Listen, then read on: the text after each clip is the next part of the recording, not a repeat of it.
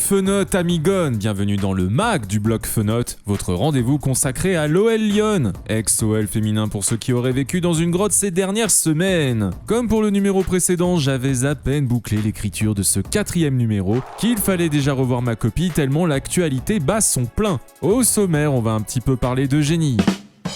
Ouais, on commence bien. En même temps, c'était peut-être ma dernière occasion de glisser ce calembour. Allez, trêve de jeu de mots, on fera un point sur le marché des transferts qui a débuté ce 1er juillet, et autant dire que ça bouge fort. Un mercato dans un contexte cataclysmique chez les Gones, confirmant le bon move de la patronne de Kiniska, à savoir dissocier la section féminine de la section masculine. Car après l'énième sanction infligée par la DNCG vis-à-vis de l'OL, devinez qui a été propulsé aux commandes. Non, vous ne rêvez pas, Michel Kang. Et oui, un retournement de situation qui n'est pas forcément pour me rassurer. Allez, c'est parti. Nul doute que le mercato de l'OL Lyon se veut offensif. Et d'ailleurs, bien avant ce 1er juillet, la cellule de recrutement avait déjà commencé ses emplettes du côté des joueuses en fin de contrat. Après Jule Brandt en provenance de Wolfsburg et Marie-Antoinette Katoto qui quitte le bordel parisien, ce sont ses mots, c'est donc au tour d'Ingrid Engen, l'ex-barcelonaise, de rejoindre notre effectif pour un contrat de 2 ans. Une joueuse plutôt polyvalente, capable d'évoluer aussi bien en défense centrale qu'en sentinelle et qui a été appelée par la sélection norvégienne pour disputer l'Euro 2025 en Suisse aux côtés de notre Ada qu'elle retrouvera donc en club, tout comme Jonathan Giraldes qui l'a coaché chez les Blaugrana pendant 2 saisons. Une recrue qu'on imagine soit en alternance avec Damaris, voire en complément. Un palmarès plutôt fourni pour Ingrid, avec Wolfsburg c'est 2 championnats et 2 coupes d'Allemagne, avec le Barça c'est 2 Ligues des Championnes, 4 championnats, 4 super coupes d'Espagne et 3 coupes de la Reine. A noter qu'avant de remporter la coupe aux grandes oreilles, la Norvégienne avait perdu 2 fois en finale avec ses 2 derniers clubs contre l'OL. On sent que l'OL Lyon a envie de passer un cap. On a déjà eu droit à 4 annonces prestigieuses en cette intersaison, même si je sais que le recrutement de Mac fait encore débat, mais ça reste un grand nom.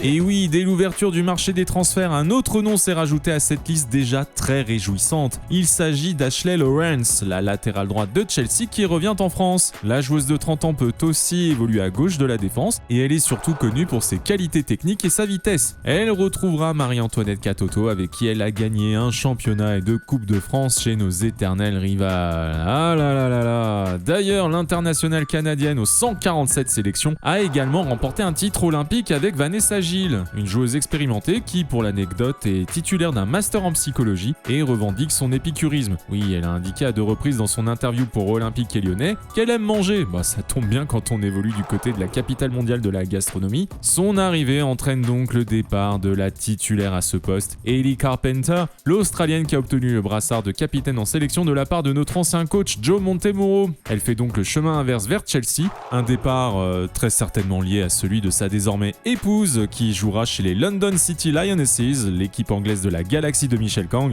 Et oui, Ellie et Daniel Evans de Donk se sont mariés en juin du côté de l'Hérault. On profite de cet instant pour leur adresser tous nos vœux de bonheur, aussi bien dans le privé que sur le terrain. Ouais, sauf si Chelsea joue contre Lyon, faut pas déconner non plus. Toujours chez les désormais ex-Fenotes, Sarah Debritz a rejoint le Real Madrid et Eugénie Le Sommer, que j'évoquais au tout début de ce numéro, a atterri du côté du Deportivo Toluca au Mexique où elle retrouvera son ancien coach Patrice Lair ainsi qu'une certaine Amandine Henry. Enfin, côté rumeurs, ça se préciserait pour Lily Johannes, l'américaine de 18 ans évoluant à l'Ajax Amsterdam serait fortement pressentie pour compléter notre milieu de terrain, qui n'a pas été notre point fort sur le dernier exercice. Mais attention, Chelsea serait également sur le dossier. Bon, après toutes ces news côté terrain, passons à un dossier un peu plus délicat, bien qu'inévitable. Avant toute chose, à en croire les derniers scores, j'ai l'impression que ce format vous plaît. Alors merci encore pour votre soutien. Comme d'habitude, pour continuer sur notre magnifique lancée, n'oubliez pas de partager, de commenter, de liker et de vous abonner à la chaîne Oh Bien Joué.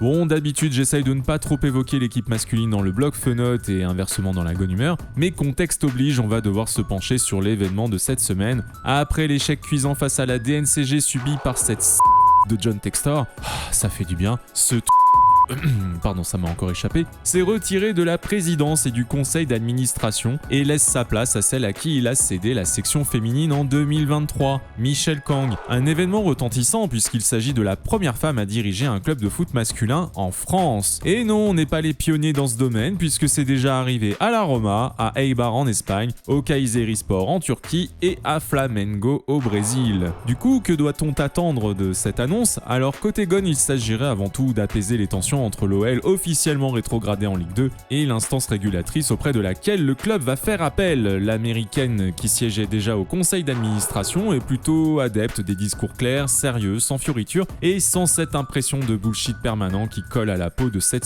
de Johnny. Mais je reste un peu dubitatif quant à sa connaissance du business du foot masculin, bien différent de celui qu'elle s'évertue à développer depuis quelques années avec sa multipropriété Kiniska, regroupant Washington Spirit, London City Lionesses et l'OL Lyon. Néanmoins, elle se veut moins interventionniste que son prédécesseur, préférant laisser l'opérationnel à Vincent Ponceau du côté de l'OL Lyon. Elle devrait donc en faire de même à l'OL avec Michael Gerlinger, le directeur sportif d'Eagle propulsé directeur général du club. Revenons à nos fenotes justement. Alors j'avais loué l'idée de Michelle Kang d'avoir voulu scinder les deux entités afin de s'assurer que les déboires côté OL impactent le moins possible un des meilleurs clubs de foot féminin au monde. La dégringolade bordelaise a entraîné la rétrogradation sportive des Girondines en seconde ligue, mais la DNCG étant passée par là, elles se sont retrouvées purement et simplement en Régional 1. Et étant donné que ce gros de Textor a œuvré à vider les caisses de l'OL pour développer Botafogo, faire des magouilles avec Nottingham Forest ou encore racheter ce qu'il restait à Jean-Michel Aulas tout en cédant des actifs, je suis sidéré de voir qu'elle vient encore à la rescousse de son incompétent ami. Ah, vous voyez, il n'y a pas eu de bip.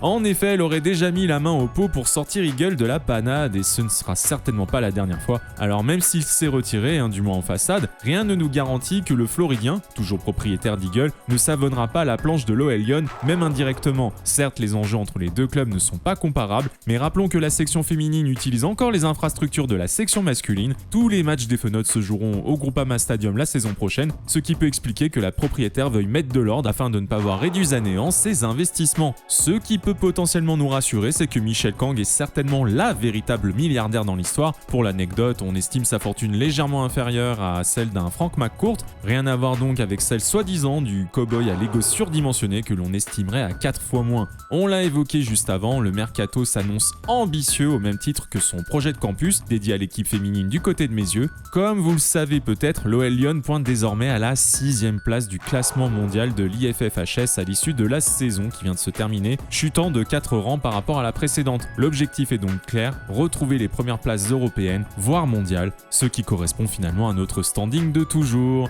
Voilà, c'est la fin de ce numéro du MAG du blog Fenote. Merci de l'avoir suivi jusqu'au bout. Et pour ceux qui ont compté les 4 bips de cet épisode, bravo à vous. Alors, satisfait du recrutement d'Ingrid Engen et d'Ashley Lawrence? N'hésitez pas à le dire en commentaire. Dans le prochain épisode, nous suivrons nos 10 Lions sélectionnés pour l'Euro qui vient de démarrer. D'ici là, restez connectés, abonnez-vous et suivez Au Bien Joué sur les réseaux. Amis Fenote, amis Gone, on se retrouve très vite pour d'autres actus autour de l'OL, car au féminin comme au masculin, c'est plus que jamais notre formidable raison d'être nerveux. Bisous!